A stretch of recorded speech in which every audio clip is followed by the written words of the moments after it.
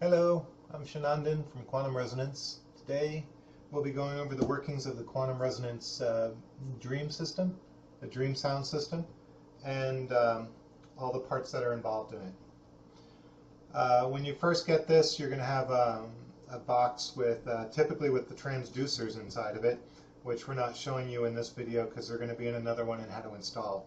But we're just showing you the amplifier, the connections, the FiiO music player, the headphones.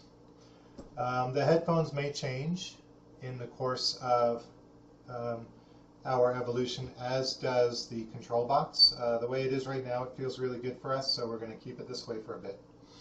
And let's get to all the cables. Cables can be overwhelming for people, and we understand that.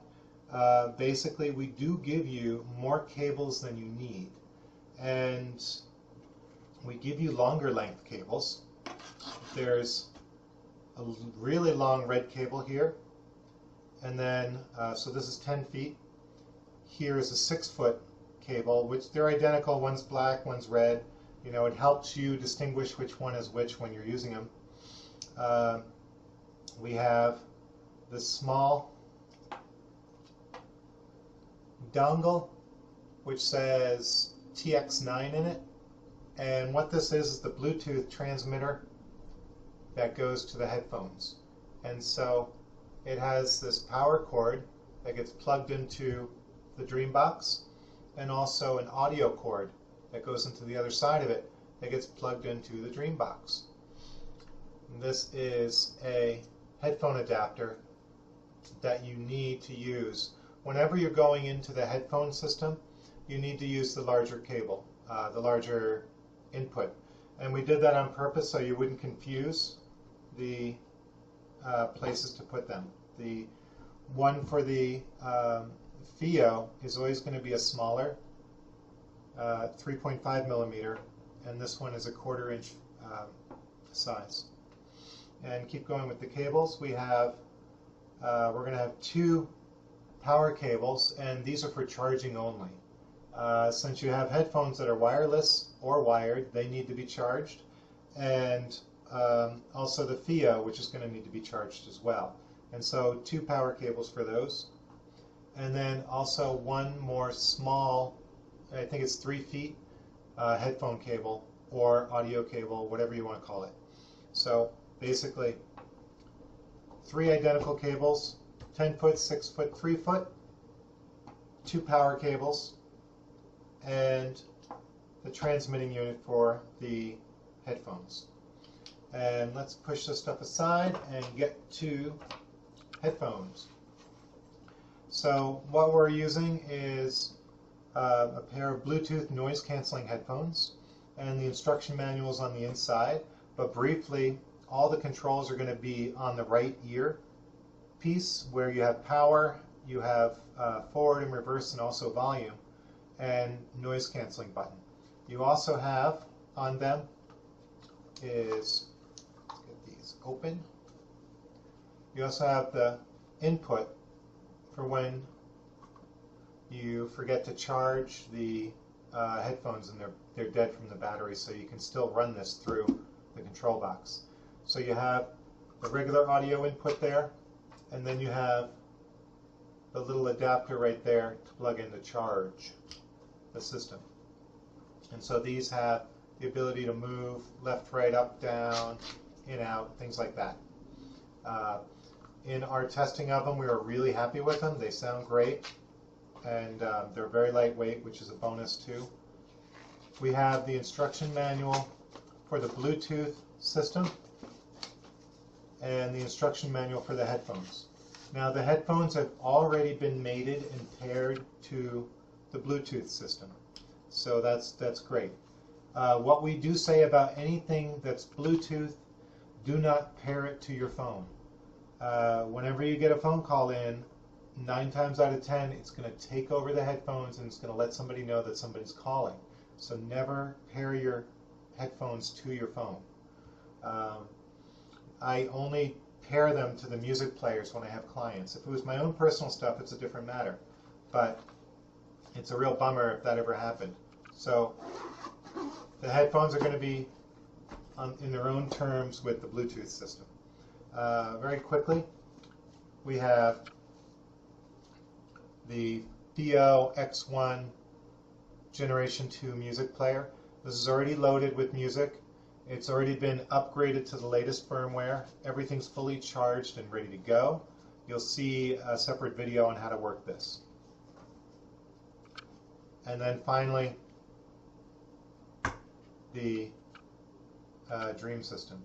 And so there's really, you can put it any which way you want to. On its side, on its bottom, on its top, doesn't matter to me.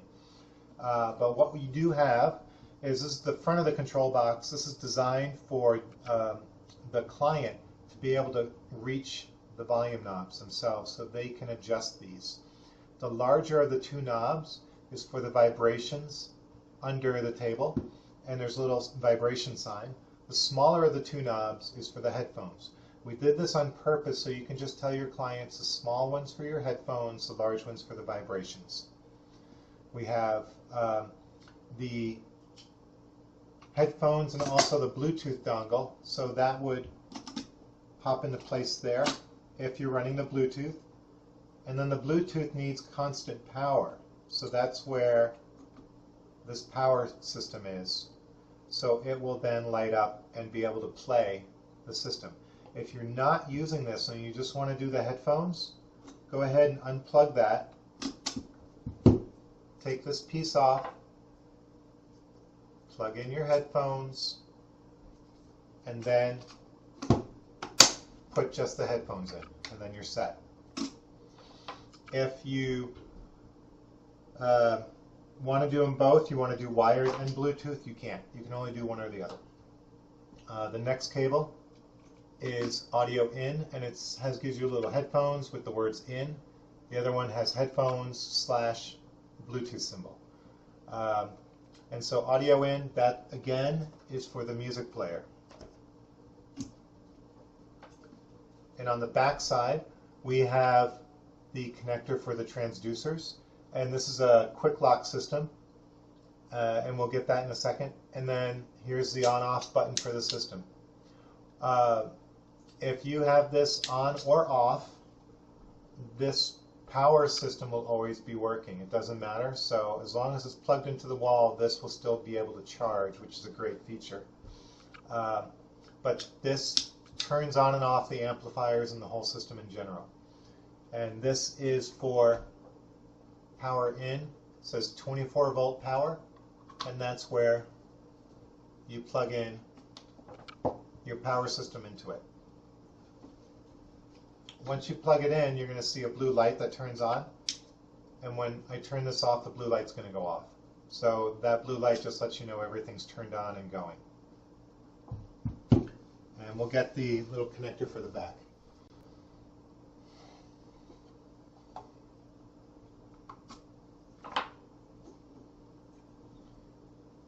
So you're going to see a connector that looks somewhat like this, where there's blue and black on it, and a little silver piece that gets pulled down when you want to pull it out.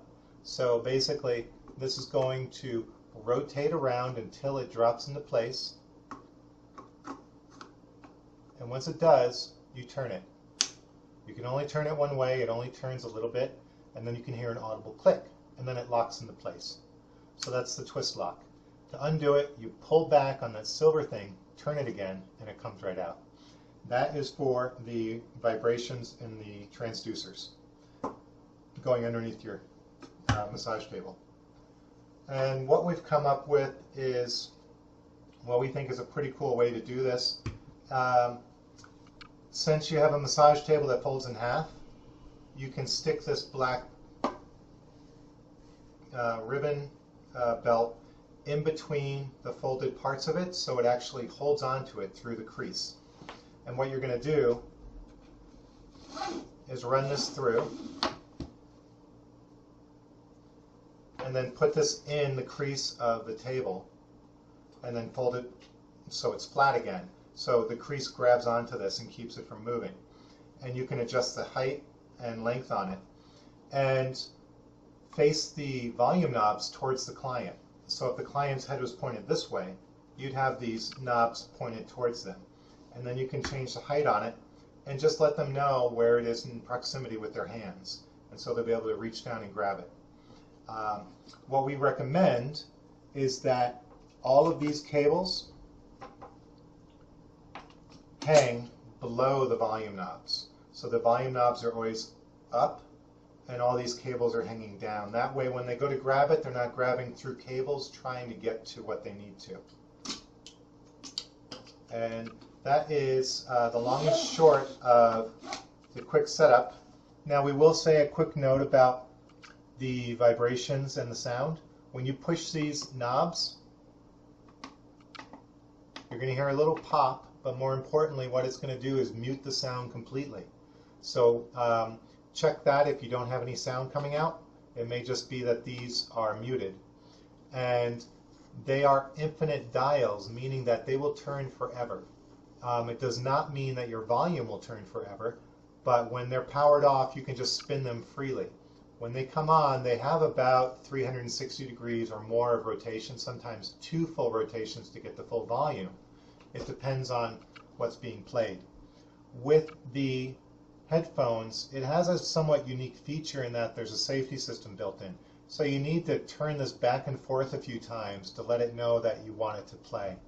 So you're going to spin this back and forth, and then it's going to start to work again. So that's a safety feature that they built into the headphone amplifier to keep it from hurting your ears. So when you first turn it on during the day, you're going to have to spin that a few times back and forth to get it to work.